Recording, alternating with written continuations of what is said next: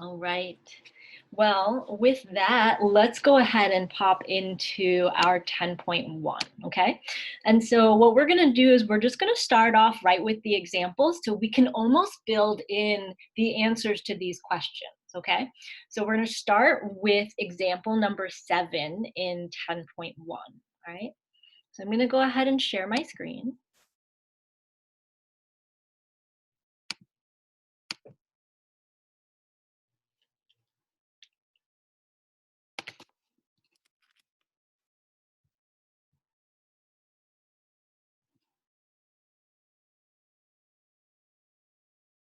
There we go.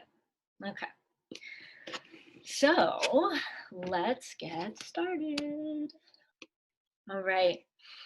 And so with example number 7 here, all right, we've got this equation, and in this form, we can actually tell a lot of information, okay? So what are people's thoughts on how we might want to approach question number 7?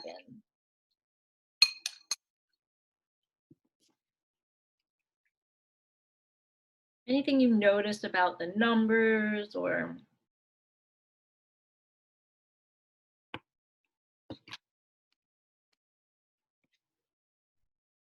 all right. So Thea says, right, 49 is 7 squared. And David says, find the center point first. Okay. I think those are all super valid ideas. And so let's go ahead. And if I were to rewrite this equation, I might write it as x minus 2 squared over 7 squared plus y plus 3 squared over 7 squared equals 1. Okay. And then David says, find the center first. So my question to you is this the center or is this the center?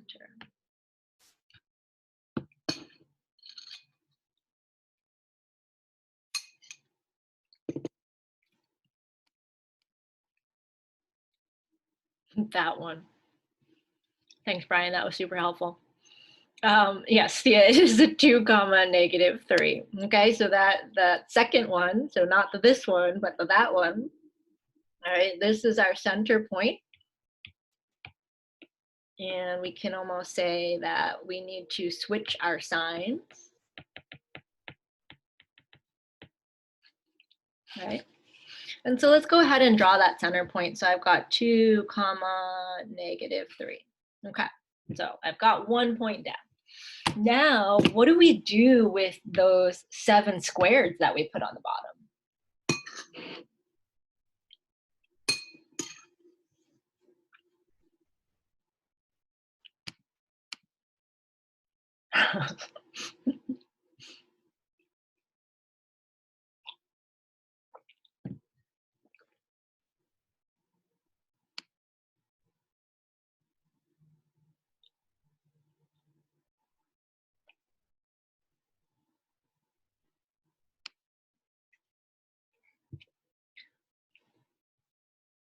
All right, what do we do with that? Let's pick the first 7, the one underneath the x. What does that tell you?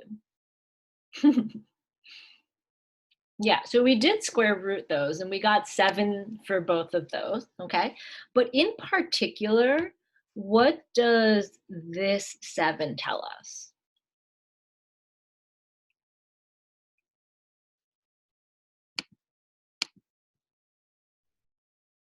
Yeah, okay.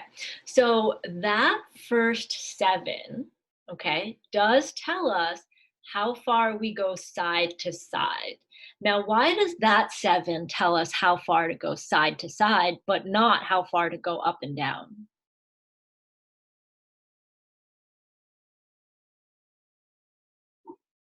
Yeah, because it's underneath the X, okay? So because it's under the X, it tells us how far we go to the right and to the left. And so we can draw those right on our graph already, okay? Now, somebody already gave the answer away. They said that the 7 is actually the radius here, okay? But let's pretend we didn't know that. We didn't know it was going to be the radius. What does this 7 tell us, that one that's circled in the pink?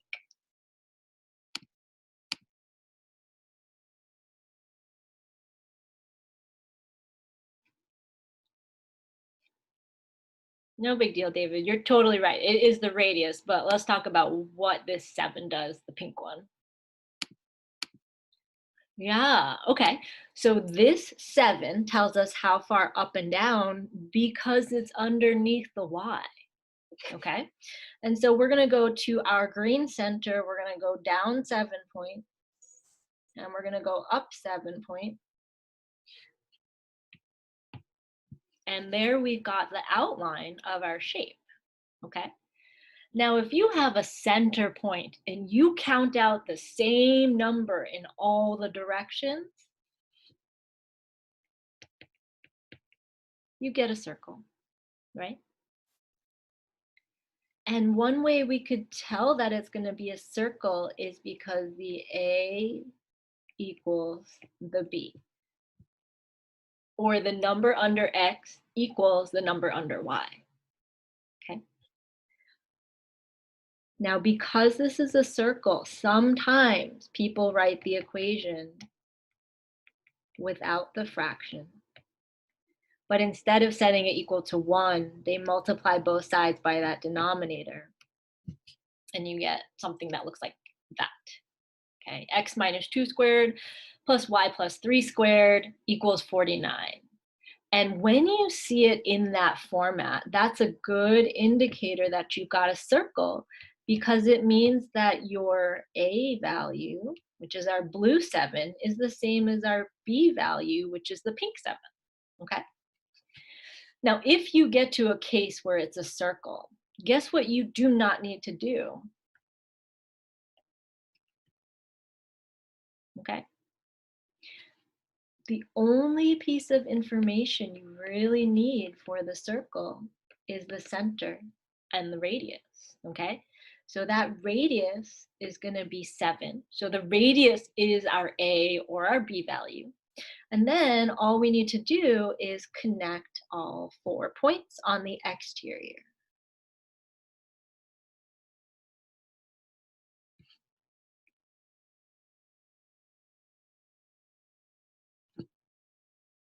Not bad for a Monday morning. I'll take that. Okay. So when you see the fractions, if the numbers are the same on the bottom, then you're going to get a circle. But if the numbers are not the same on the bottom, then we end up with the ellipse. Okay. All right. Does example 7 clarify any questions about graphing circles? And I think that should even take care of some of the one of those quiz questions, right?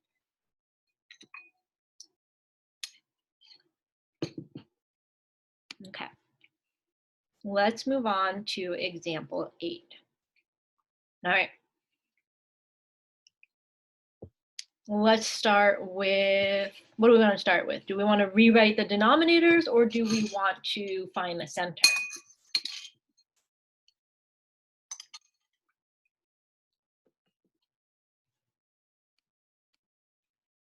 Okay. Yeah. I think that either way works. Okay. Some of you are going to find that if you have the center first, that gets the ball moving, and that's great. And some of you are going to want to fully, quote unquote, prepare the equation before you start to pick information out, and that's also great. Okay. And so if we pick the center here, we're not going to get 2 comma 1, right? We're going to write that down, put a big red X through it, because that is not our center. But we want to remember we have to flip the sign, so we get -2 comma -1. And let's keep that in green like we did the last time. And so if we go to our graph, -2, -1, we've already got something on the board. Okay.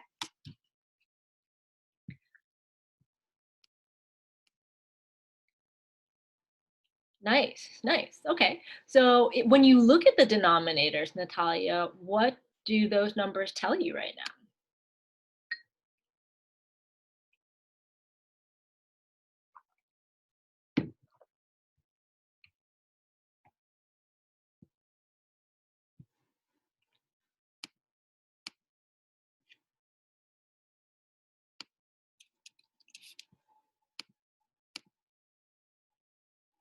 Ah, okay. So they're different numbers, right? This is not going to be a circle.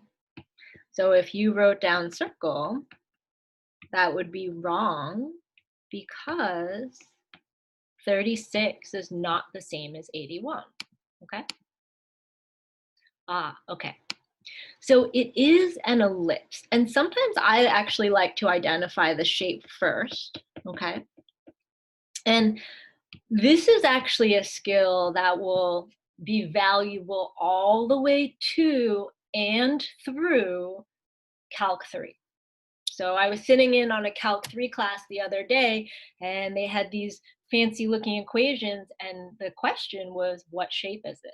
And so the students had to remember all the way back to Calc 2 and pre-calc, or whatever class we're taking right now, to remember that when they see this structure, it means this shape. Okay? Now here's a few ways you can tell in its ellipse. You see sort of like an x squared situation over another number. You see like a y squared situation over another number. Okay, those are good things to look for, but there's two more important pieces to look for. This right here in the middle, that better be a plus. If this is an ellipse, that has to be a plus. If it's a minus, we're going to get a different shape. Okay, so that plus has to be a plus, and it has to equal 1. Okay, so those four characteristics make this equation something we can recognize as an ellipse. We've got an x squared and a y squared. We've got numbers underneath them. They're connected by a plus sign, and they equal 1. Okay, so unpack this 36 for me. What does this 36 tell us about our picture?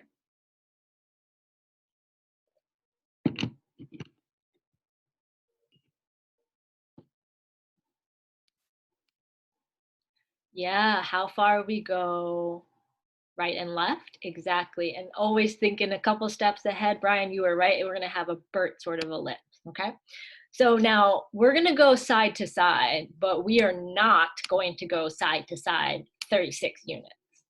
Okay, but if we maybe go back to Thea's advice that we should write it like 6 squared, then that 6 is the number that tells us how far we go side to side. And Laura, you got it. That 81 doesn't mean we go 81 up and down, but it means we go 9 units up and down. Okay? So we've got 6 units side to side and 9 units up and down. And so let's plot those on our graph. So I've got 9 units down, 9 units up, and then 6 and 6. Okay? Now, I know I give you a lot of boxes to fill in all the information, but I think sometimes if you can draw the picture, that actually helps with everything else, especially with conic section. Okay, so we've got this picture. Are there any questions about how we got the picture from the equation? I know that was one of the questions from earlier, like how do we know what the numbers do?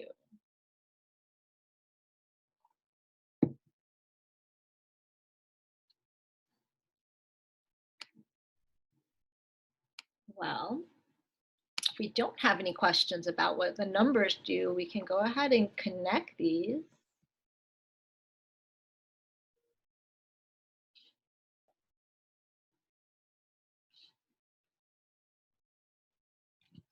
And so we end up with our BERT-shaped ellipse. Okay. Now from here, Can you folks tell me? We've got sort of these pink points here. We've got the blue points here. Which ones are further away from the center, the pink ones or the blue ones?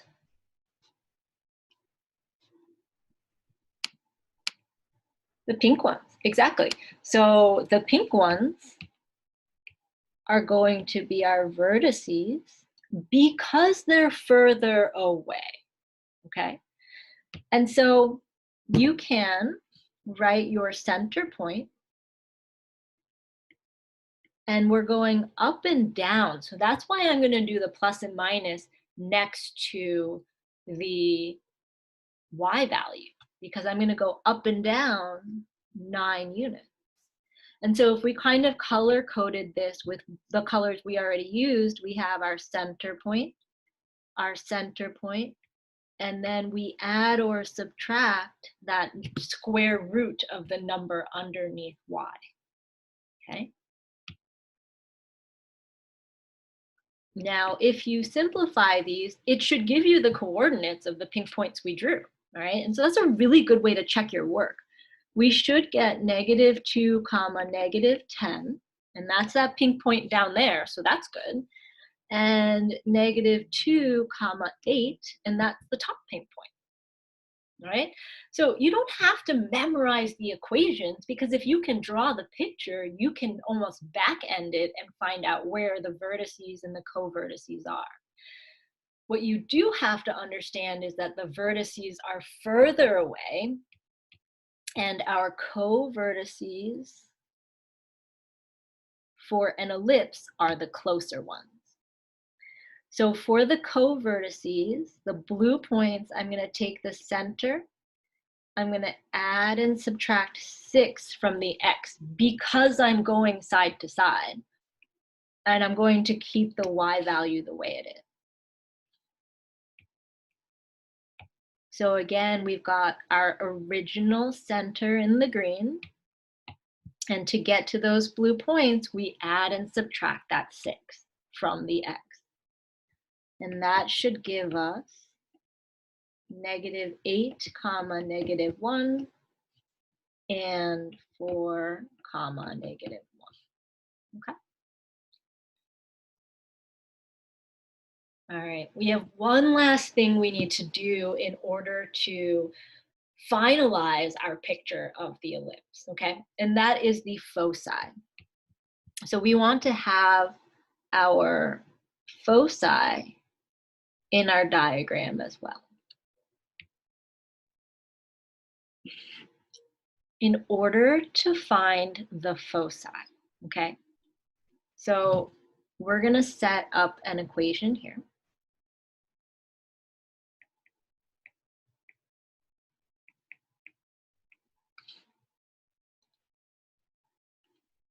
Now, a squared equals b squared plus c squared. Let's kind of think about how this shows up on our diagram, okay? This a value, which we said was 9, that represents this distance from the center to the vertex. The b value represents the distance from the center to the co-vertex. Right. Okay. So here's the thing. There is a point somewhere inside of our ellipse, okay? And that point, there are actually 2 of them, and they are each one is called a focus. And that focus is c units away from the center, okay? So c is the distance from the center to the focus, and it's in the same direction as the vertices. So C represents the distance from the center to the focus, and it's in the same direction as the vertices. So will our focus be on the pink line or will our focus be on the blue line?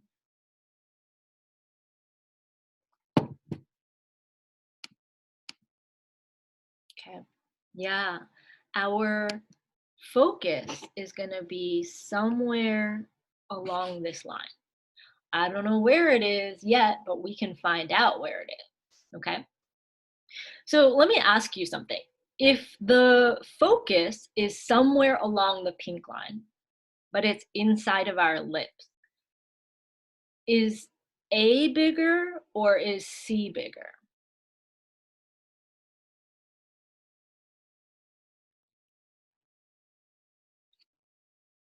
Let me ask you that one more time. If the focus is along that pink line, but it's somewhere inside of our ellipse, is the A value, the pink distance, bigger, or is the purple distance bigger? Okay. And a lot of us are saying that the A value is going to be bigger, that pink distance, and you are absolutely correct. So that's why we use this version of the Pythagorean theorem, because our A is actually the biggest distance that we care about in this ellipse. And so that's why it's in the spot of the hypotenuse. Okay.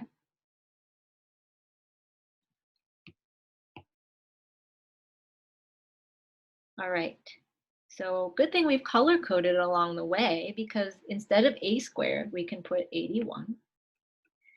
Instead of B squared, we can put 36. And C squared is what we're looking for. Okay. So if we go ahead and subtract those, we're gonna get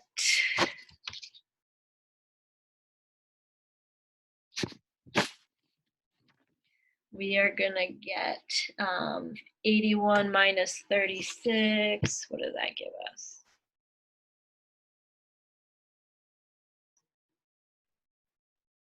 $45. So C squared equals 45. And so C equals our plus or minus square root of 45.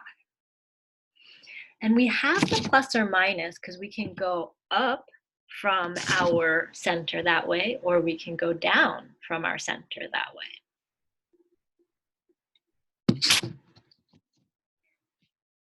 Now, if we put this into the calculator, we'll get about plus or minus 6.7. Okay.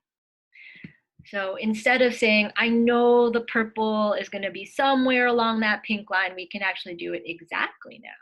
And we can say, from our center, we're going to count up 6.7, and from our center, we're going to count down 6.7. So let's do that. So from my center, I go 1, 2, 3, 4, 5, 6.7 will get me somewhere here. And if we count down 6.7, we'll get 1, 2, 3, 4, 5, 6.7.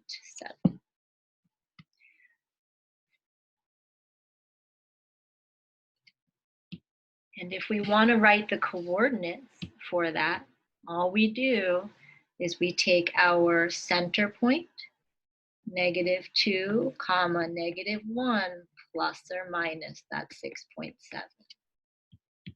All right, and this is from our center, just like before. And this plus or minus 6.7 is our C value. Okay.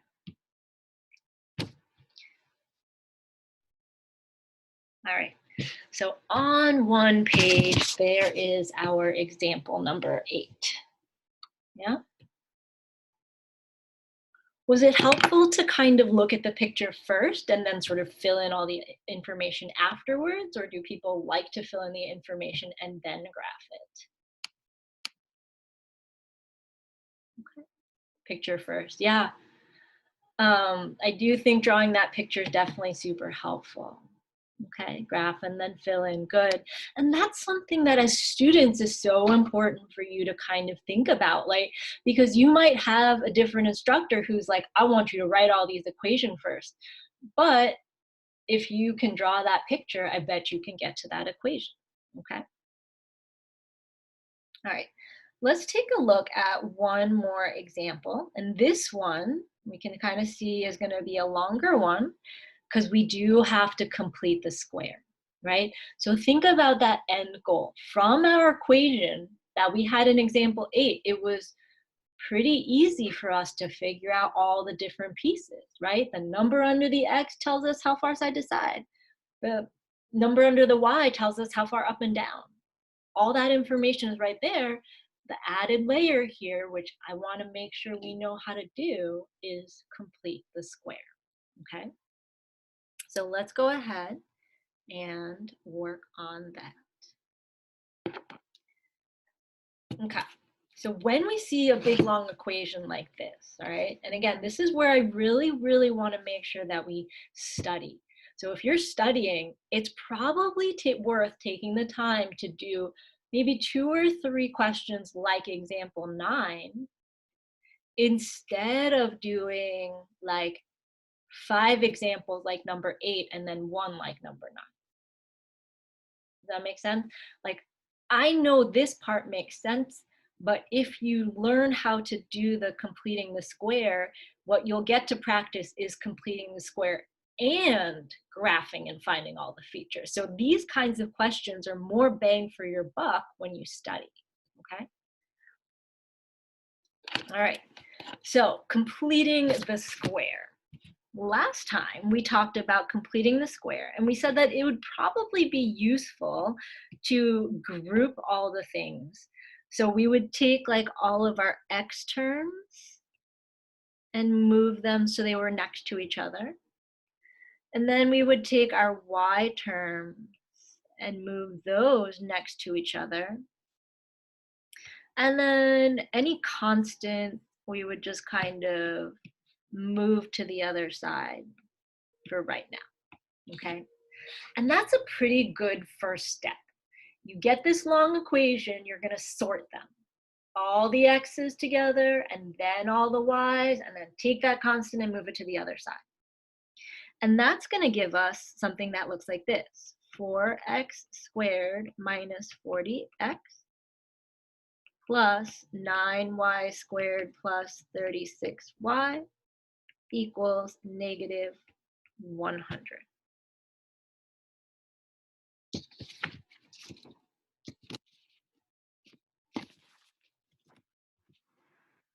And so you can see now we've got this negative 100 on this side.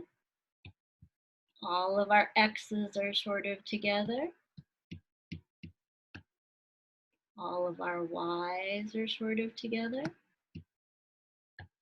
And what sign is between the X's and the Y's right now?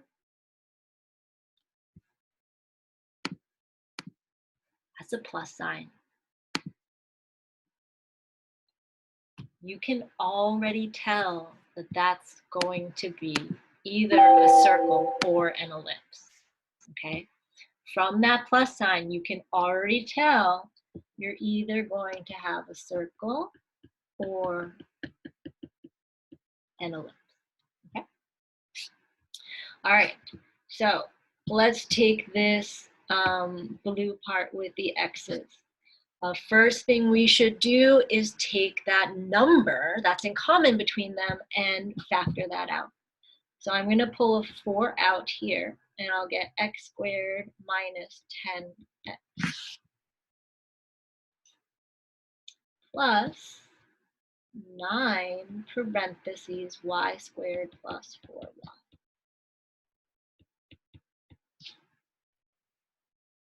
All right.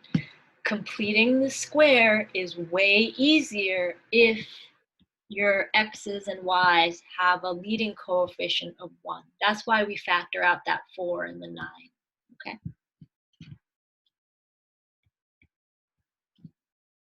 All right, what is our b value for the x?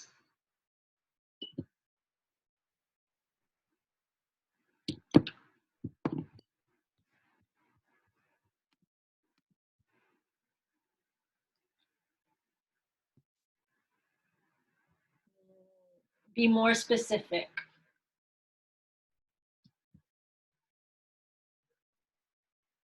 All right, I would say that the b value of 10 is slightly incorrect. What are we missing there? Negative 10, yeah. We gotta make that a negative 10, okay? So here's what we're gonna do. We're gonna take our b value. We know b equals negative 10, okay? We're going to divide that. Don't give up, you're good, you're good. We are gonna cut it in half then, okay? So b over 2 equals negative 5, okay? So we found the b value, we cut it in half. Then to fill in our perfect square, we're going to take that value and we're going to square it. So negative 5 squared gives me a positive 25. Okay.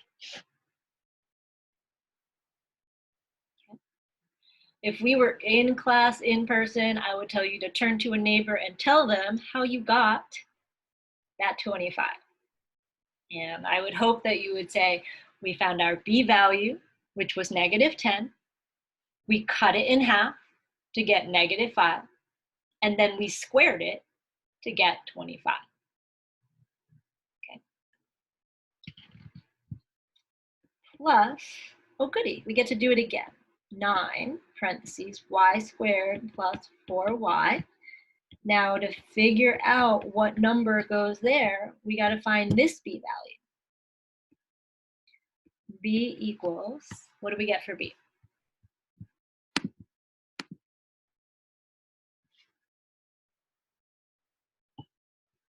We get a 4, good. Specifically a positive 4. So then b over 2 gives us positive 2. And how do we fill in that number? How do we get from that positive 2 to the number we fill in our perfect square? We take the 2 and we square it. Good, very good. So plus 4. Okay. That process right there, where you take your b value, you cut it in half, and you square it, is how you create the perfect square. Okay. Now, right now, our equation is a little bit off balance because we've added some terms to the left-hand side. What did we add from the x's on the left-hand side?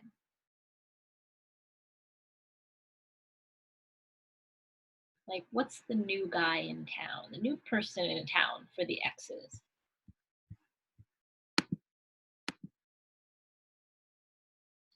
Yeah, that 25, right? So this 25 got added to the left-hand side. Well, then why is this wrong? If I added 25 to one side, if I add it to the other side, shouldn't it balance the equation?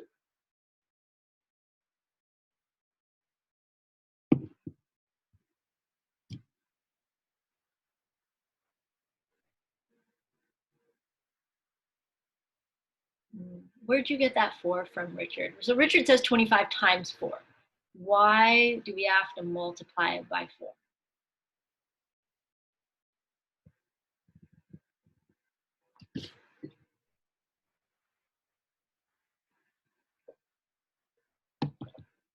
Like, how come we didn't multiply by 2 or something? You take away the leading coefficient. Good. Okay, so we're really taking this 25 times the 4, because this 25 really gets added 4 times. So we don't want to just do plus 25. We want to do plus 4 times 25.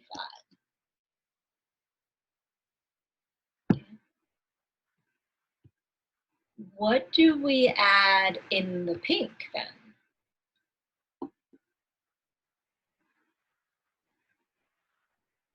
We added 4, but we added it 9 times. Good. So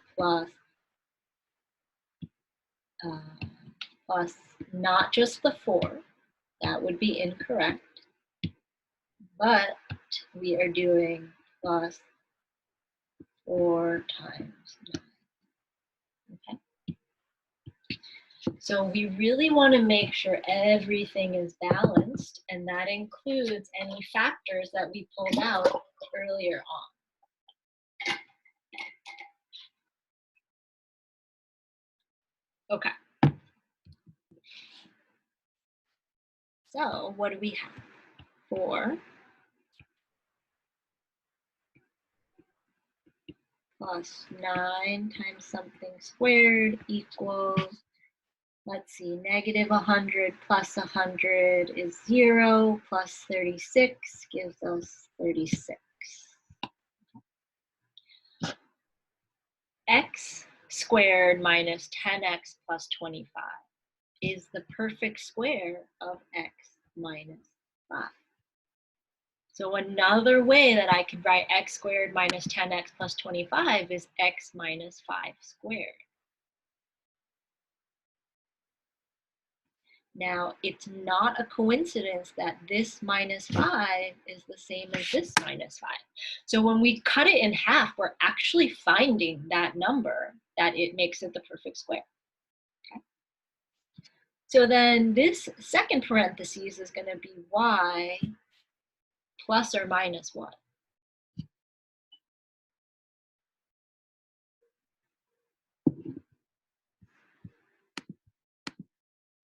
Plus 2. Good, very good, because this is a plus 2, so y plus 2. All right. Well, folks, we got like one last step, really. How do we make this look like the question that we had in example number 8?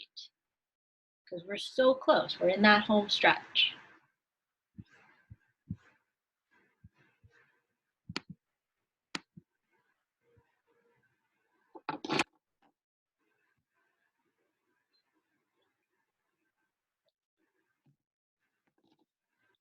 Good. We said that plus sign was important, right? This part was important to know that we had an ellipse. But the other important part is that the right-hand side needed to equal 1. And so what we're going to do is we're going to divide, well, we're going to divide this term by 36. We're going to divide this term by 36, and then we get equals 1. Okay. Now this is technically fine as an equation, but I think we'll do one more thing that helps us get it into a good graphing form. Okay.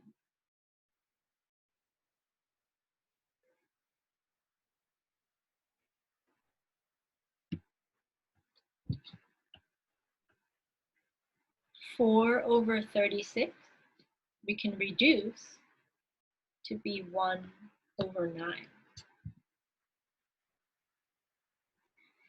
And then 9 over 36, we can reduce to be 1 over 4. So I think reducing here is a really important thing, okay? When we reduce, we're going to get x minus 5 squared over 3 squared plus y plus 2 squared over 2 squared equals 1. And this would be a really good form to have it in. So from here, we can graph, okay?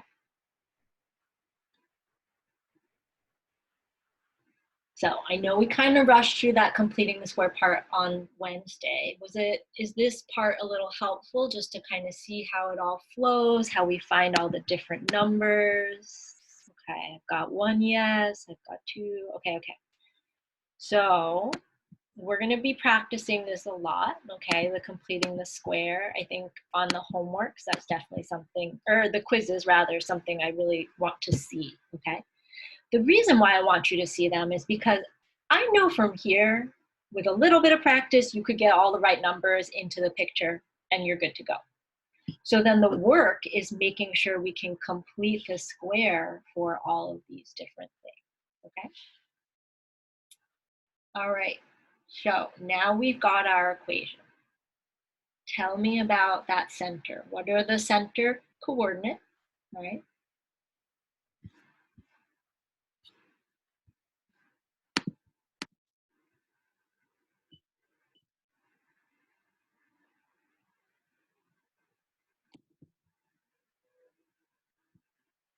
Excellent, Arlette, I really appreciate how you remember to flip those signs. Good, we've got a center that is 5, comma, -2. And if you know drawing your picture right away is your strength, why don't we go ahead and put that right on our picture, okay? It's so funny because I feel like one of the things I hear a lot from students is people will say, oh, I hate graphing. Like, I don't understand why we do it. It doesn't make sense to me. But when we get to conic sections, people actually realize that maybe they do actually appreciate graphing. It's when they can see the connection between the equation and the picture, then people like the graphing. Okay, and I think there's a really strong connection here because these equations tell us so much information, okay? So let's do this. From our center, how far do we want to go side to side?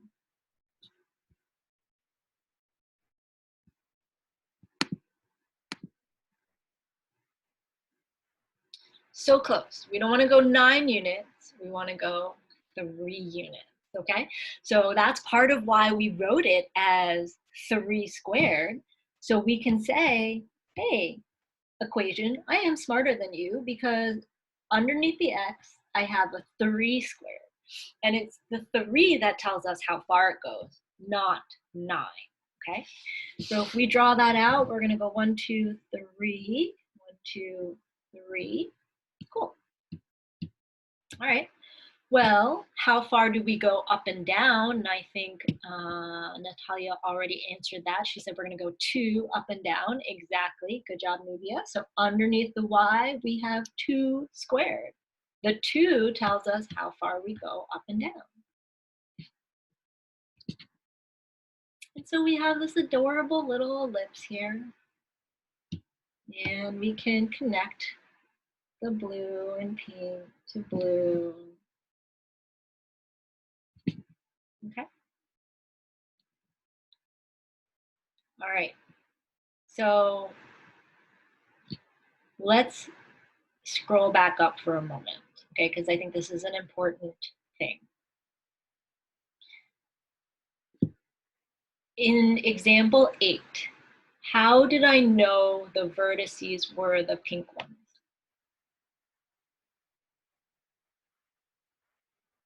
They're further away, okay? So when you study, I don't want you to look at this one example and be like, the pink ones are always the vertices. That is a bad conclusion to make, okay? It's a bad conclusion because you're only listening to half the story.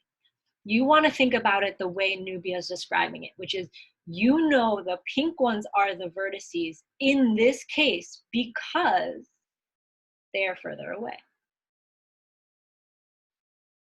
Let's take that reasoning down to example number 9. Which ones are the vertices, the pink ones or the blue ones? Yeah, Laura, you were right. It's the blue ones. Your reasoning, the blue ones are further away.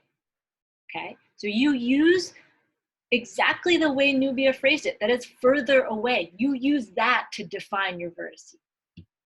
And the ones that are closer are your co-vertices. Okay, so Nubia, to get your vertices, did you add, what did you add to your center? Did you add to the x of your center or the y of your center?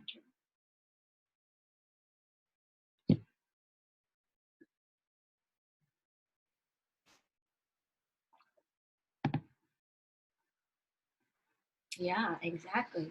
So we have 5 plus or minus 3, comma, negative 2. And our 5 and the negative 2, that's our center.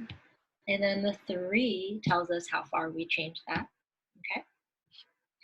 I'll let you add and subtract those on your own, but those should match with the coordinates of the blue points in the picture. Now, by the same reasoning, how should we set up our co-vertices? What are we adding to what?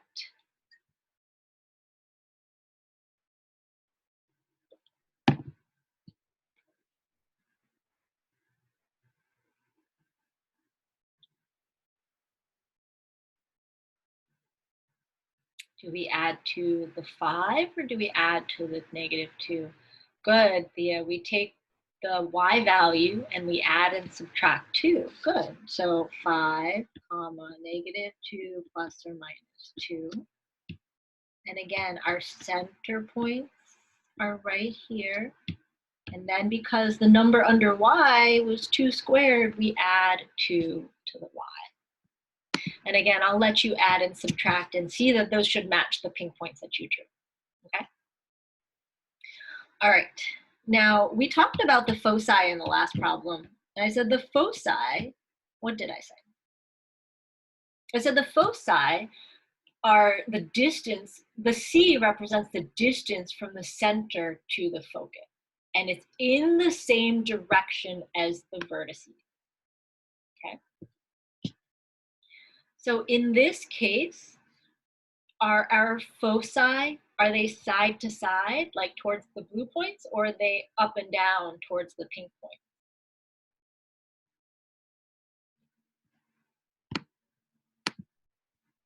Yeah, they're gonna be side to side, okay? And so we can set up this equation, a squared equals b squared plus c squared, okay? Remember, a is how far the center is to the vertices. So what is a in this case? Is it 2 or is it 3? It's going to be 3. Good, Casey.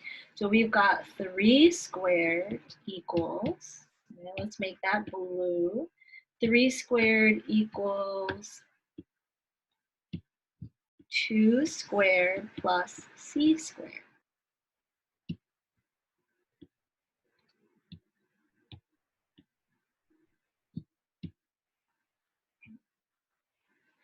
So when we think about this, it's not that I want you to remember blue versus pink, okay? It's that I want you to remember which one is further away and which one is closer, right? The one that is further away is always going to be the vertices for the ellipse.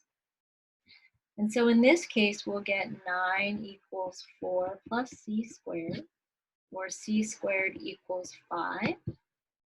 And c will equal plus or minus square root of 5. Okay. Now, if we pop that into the calculator, we'll get about plus or minus 2.2. Right? So from our center, we can count side to side 2.2. So 2.2 and 2.2.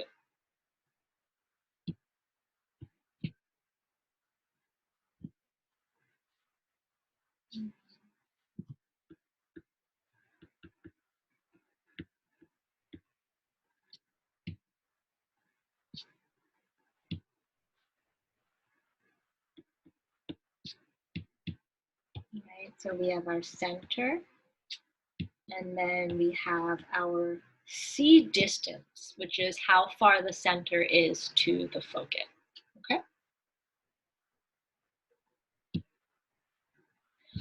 All right, so I hope from looking at this problem that it's pretty evident why this question gives us, this question gives us so much more bang for the buck. Even though it took longer, it made us practice a lot of different things. It made us practice completing the square and then interpreting everything. And so one of the things I want us to think about is sort of when we were younger, like, oh, if we like mixed up a sign here or there, like it wasn't the end of the world. But what happens now in like this kind of context is those signs are going to be so important, because if we get one sign wrong, it means all of a sudden our ellipse is like up here instead of down there. And that's going to give us the wrong location for whatever shape we're looking at. Okay. So we need to be a lot more accurate with things so that we can tell where everything goes. Okay. All right.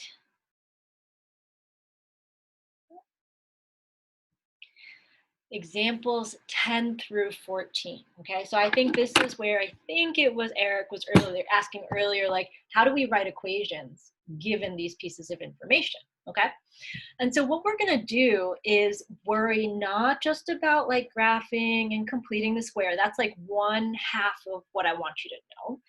But what is also important is being able to see the data, sort of like these points, and write the equation from it, okay? So let's start with our directions here. The directions say, find an equation for the ellipse that has a center at the origin and satisfies the given condition.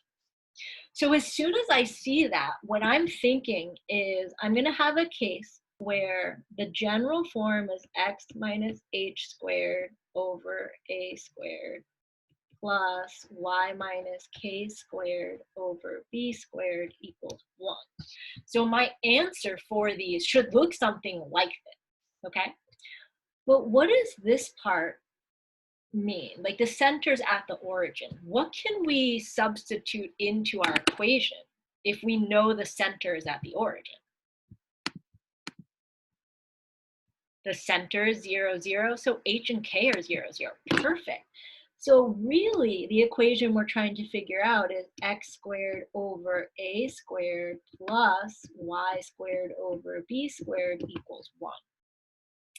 And we're going to be finding really a, and that should say b squared, b. So we want to find a and b, and then we'll have our equation. That's really all we need to find. So let's take a look at example 10, okay? It tells me my vertices and my foci. So I'm going to go ahead and just sketch a picture of this. All right. So my vertices are +8 and -8 on the x-axis. So my vertices would be like here and here. I'm coloring them blue because the blue is the color we've used for the x direction, okay? Now, the foci are plus and -5 from the center. And that should make sense because we know that the foci go along the same direction as the vertices, okay? So if you were to say, Ernie or Bert, what do we have in this situation?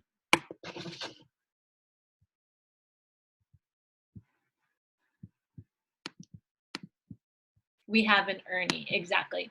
And so in order to answer the question, what I need to figure out and what you need to figure out is where is this and where is this? Because once we have that, then we have our b value. So far, here's what we have in our equation. X squared over 8 squared plus y squared over, I gotta find the b and then square it, equals 1.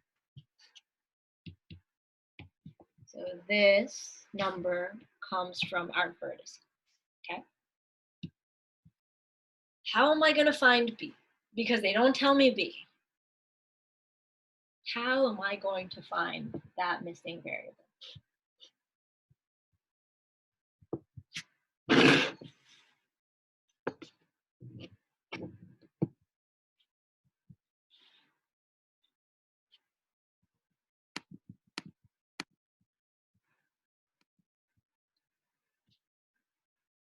Well, let's go back. Let's go back in our notes and see.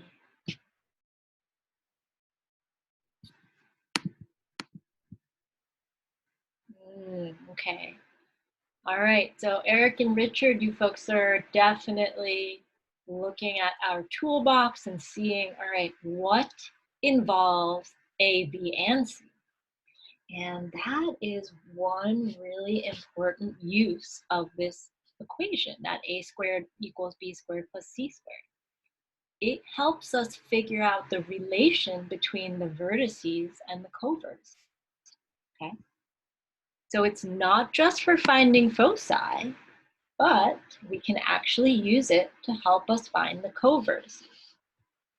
So to find B squared, we're going to use A squared equals B squared plus C squared.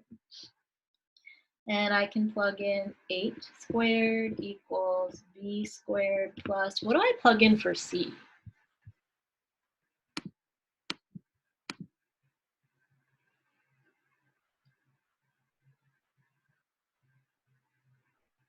5 squared, very good.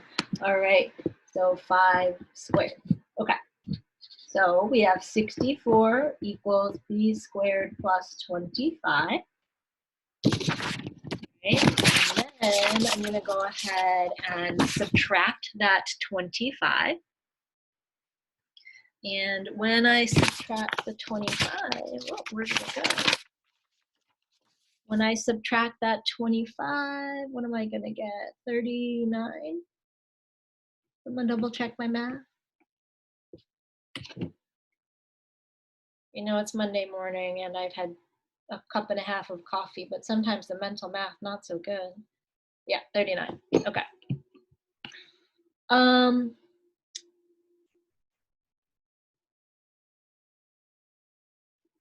What is our B value then? Our B value is not 39, right? Like these coordinates here are not 0, 39, and 0, negative 39. That's not what they are. Right, right. So this is square root, negative square root of 39 and positive square root of 39. That's how far the covertices are from the center, okay? So I like that we can make that connection, well, between what B means and the picture. What would be a good thing to put down here?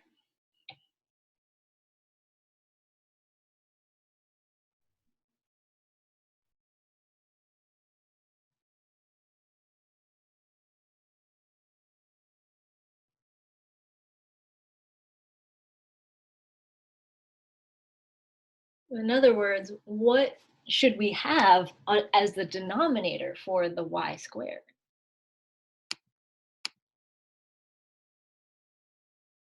Yeah, x squared over 39. Yeah, so you could write it two ways, okay? You could write square root of 39 squared. And if someone were reading your equation, what would be really nice about the way you wrote this equation is you told them exactly how far to count out side to side and how far to count up and down. But if you were thinking about maybe more of like a textbook sort of answer, you might see it like x squared over 64 plus y squared over 39 equals 1, okay? And I would say for us that either version is fine, right? Either version is fine. But does that help clarify like how we use the information to find the missing pieces of the equation?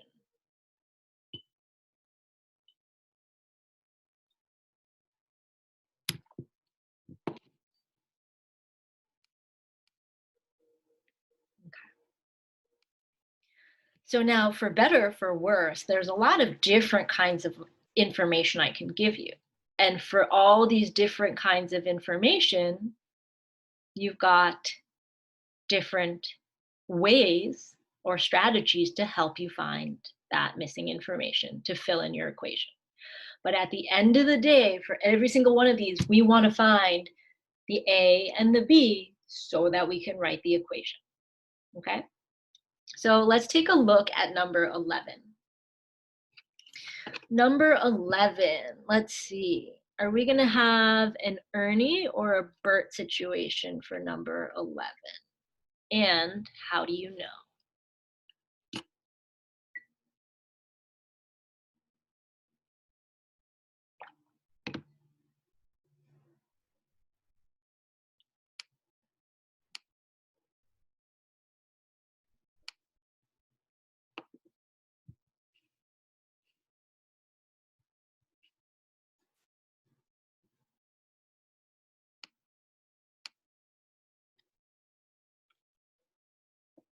Hmm. All right. David, how do you know that that is a Bert-shaped ellipse? You are correct. Good. Yeah, Michelle, that's great reasoning. That it is, that's okay, sorry. Bert, because it's a plus or minus 5 on the y value, exactly. And should you forget, there are good old friends, Bert.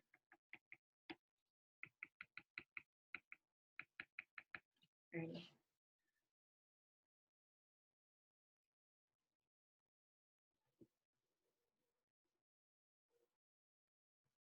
Okay. So if we draw our vertices in, we know they're going to be at +5 and -5. Okay. Now this is sort of a new phrase for us, this minor axis length. Okay. Well, let's talk about what this means.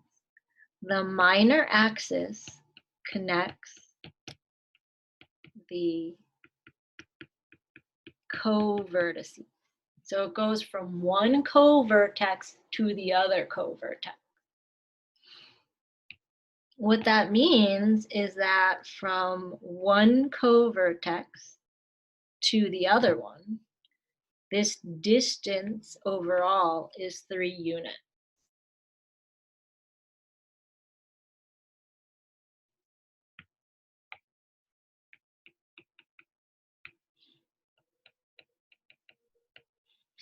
If the distance between the co-vertices is 3, what is the coordinate for that right-hand blue point?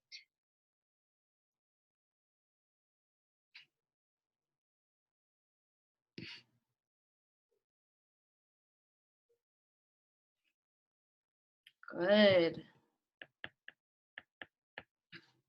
And the left-hand blue point?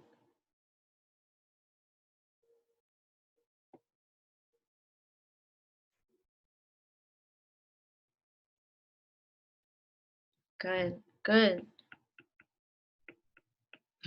Okay. So you see how we were able to just use the information they gave us to put it on a diagram, which from what I heard from a lot of you is the strength that you have in this particular section.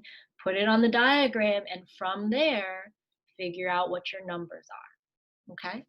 So if I know I need to have a number under X and a number under Y equals 0, what is the number underneath X?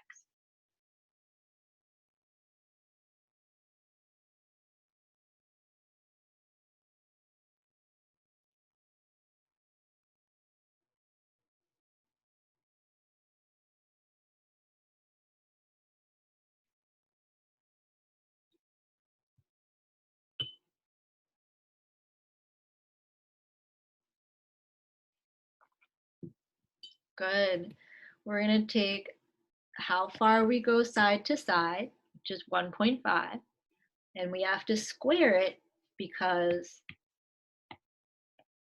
the distance squared gives us the number under X squared, okay?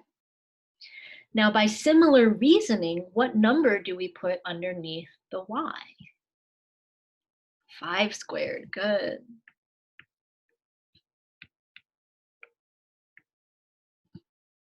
All right, this is a totally acceptable answer. Or you could say, hey, I want to go ahead and multiply those out. Think more like a textbook looking thing, and you could get something like that. But either version is fine, okay? All right. I'm going to leave number 12 for you to do by yourself later, okay? But I will post an answer key for number 12. But for the sake of time, let's go ahead and take a look at these last two, okay?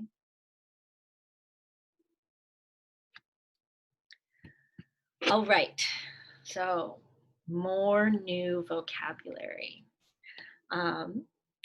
Eccentricity, okay?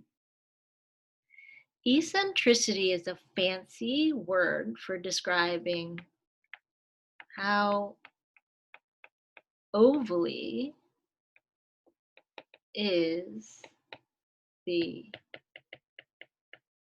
ellipse, okay? Meaning, does it look something like this? Like it's very ovally? Or maybe it's closer to a circle? That would be less ovally.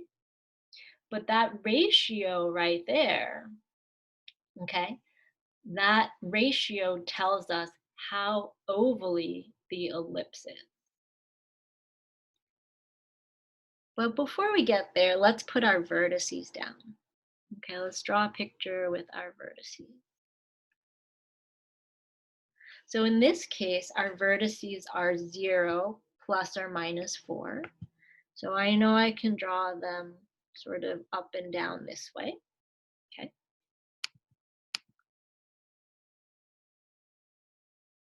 Egg versus baguette, the showdown. I love it. That makes me want like an egg sandwich or something for lunch. I know that my ellipse will be like a little bit closer on the sides because they give me the vertices, so I know it's taller than it is wide. But then the question is like, where are those blue points? Okay. And so the eccentricity, that gives you the ratio of C to A. Okay. So what we're giving you here secretly is your C value. What is the C value in this case?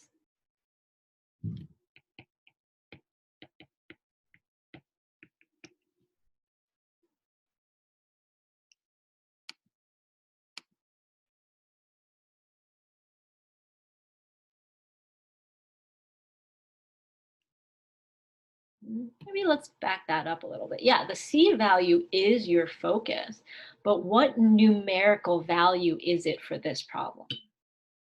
3. Okay, 3. So we know that A equals 4 and C equals 3. How do we find B?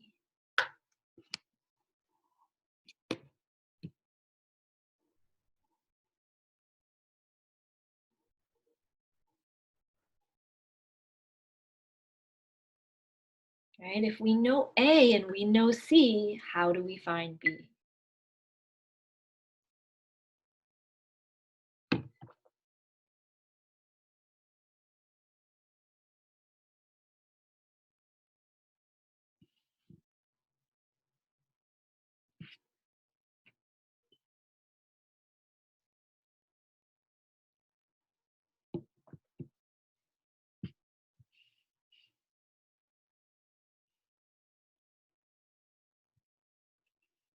Plug it into that formula. Good. So we have A squared equals B squared plus C squared, right? So that formula for the foci is actually super, super important. It's our way of relating A, B, and C.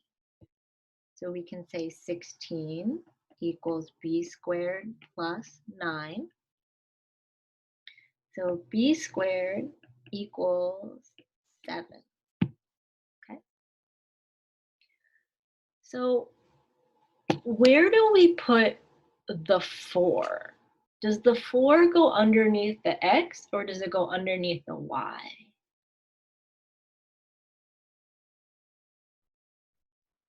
Yeah, it goes underneath the y. Good. So we're going to have a 4 squared down here. That's our a value. And the number under x is going to be our b value. So we could say 7, or we could say square root of 7 squared plus y squared over 4 squared equals 1. Okay? And then we have our how far we go side to side and how far we go up and down. Okay?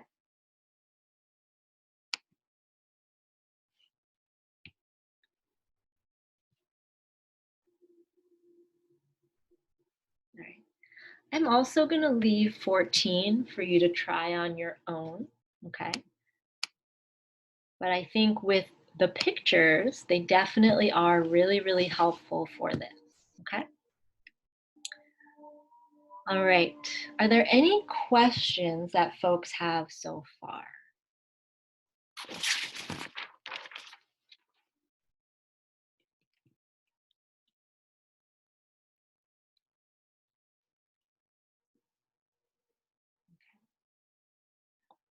I'm going to stop sharing my screen for a moment, and I'm actually going to show us a little video. I know someone had asked a question. I think, David, it might have been you. Someone had asked a question on Wednesday, like, what's the big deal about the focus or the foci? And so I did want to take a moment and kind of address that, okay? So if you think about the circle, okay? A circle, when we define a circle, it is a center point and then everything around it, right? So let me share my screen. Okay. So if you go into Canvas and you look at the 10.1 page, okay, we have all the regular stuff like our blank notes, filled in notes, lecture videos, blah, blah, blah. But then there's this short little video about the elliptical table, okay? So I don't know how many of you have like rectangular tables at home, or maybe you have like the oval table, like as a dining room table or something, but let's kind of click on this and see.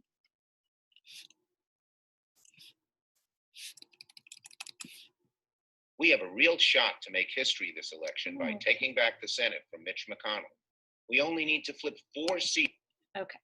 This is a simple method for laying out and cutting an oval that I picked up from a Roy Underhill video years ago. You start out by finding the center of the board, about the width, and then strike a line across that. So this gives you a center line following the length of the board.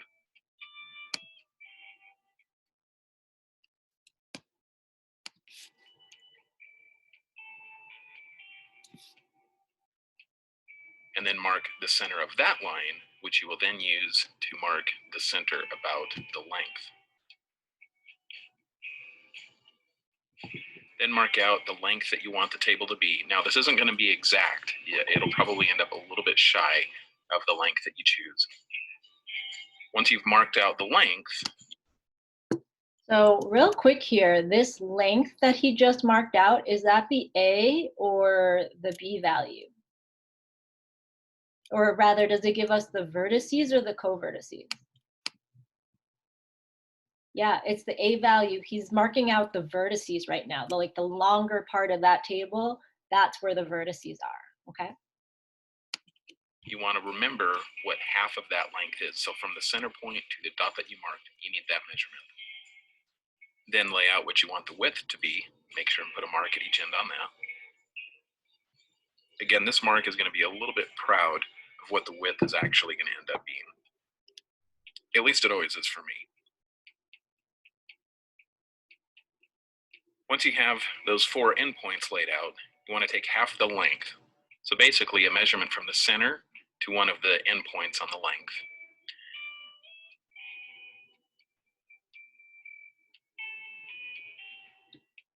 And then with your straight edge, you want to go to one of the endpoints that mark the width and move the ruler with the 0 at the width endpoint. Move the ruler until the length finds an intersection on that center line and put a mark. This diagonal line he has right now, I don't know if you can see it, but you have like sort of like one side of a right triangle. You have another side of the right triangle. And then this would be considered the hypotenuse, right? This length that he got, that is the length from the center to the vertex. That's your A. So he's using this A along with the B to find, what is he finding right now?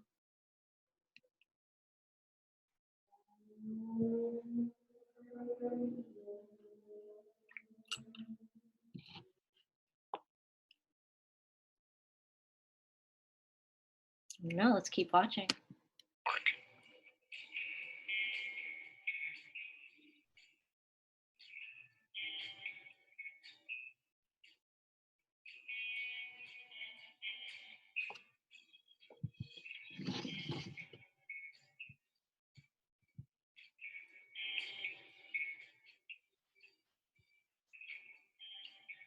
At these 2 points of intersection and at one of the width endpoints, you want to go ahead and drive a small nail. It doesn't need to go in very deep. And you want to make sure that you do this on the underside of the tabletop because 2 of these marks will show. Then wrap a string around all 3 of those nails and tie it. It doesn't have to be super snug. You don't want it to pull the nails out.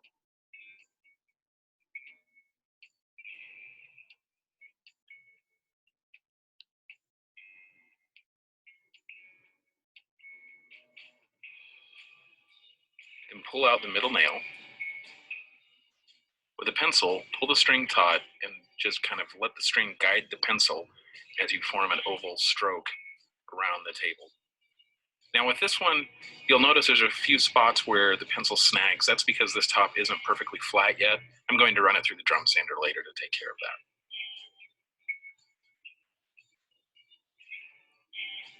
And you should only need to go around once. I went several times to really darken it up so that it would show up well on camera. Okay. So I know there are a bazillion ways to make a table, right? Do you have to do it this way? No. But what I really like about this video is literally this is how people define an ellipse. They say there's a center point, right? That's what he drew first. And then they use the vertices and the co-vertices to find the foci. Exactly, Natalia. So those nails were the foci. And so what makes an ellipse and not a circle is that instead of going from the center and just doing like a radius, you have 2 points and you're connecting those 2 points all the way around, and what you end up with is an ellipse. All right, so the way he makes this table is literally how we define an ellipse. Okay, so basically the foci is if the hypotenuse was the length of the vertex. Yes, exactly. So if we go back in the video a little bit, this part, ooh, nice job, Judy. I randomly clicked on that, but at this point right here, he defined this length as the A value, like the distance from the center to the vertex. And now he's using that as the hypotenuse to create the foci. And from those foci, he draws the ellipse. So it's almost like if you had, I don't know if you ever played with like the compasses in math class or in art class, like a compass will only draw a circle because there's the center and then you just draw around it. But with this method, if you had 2 foci, you can actually draw an oval. So that's the fun fact for the day, like the real world applications of this stuff, right? So no matter what kind of engineer you're looking into, like I know some people are more like, I want to be like a chemical engineer, but some people are like, I actually want to be a construction engineer. Like this kind of stuff is pretty valuable in helping you come up with shapes and like realistic things and like that, okay? So you're welcome to go back and watch this video again if you think that's like a cool visual for you. It's right in that 10.1 notes part. And then there's also a different visual for like where we get all the conic section slices from. So if that was part of the conversation from last time that you had a little trouble seeing, you can go back and see like what the actual shapes are when you slice the cones, okay? All right, so we are going to stop right here. We are going to take a break until 11:28. All right, so be back here at 11:28, and then we will pick up with 10.2. All right, see you folks in a bit.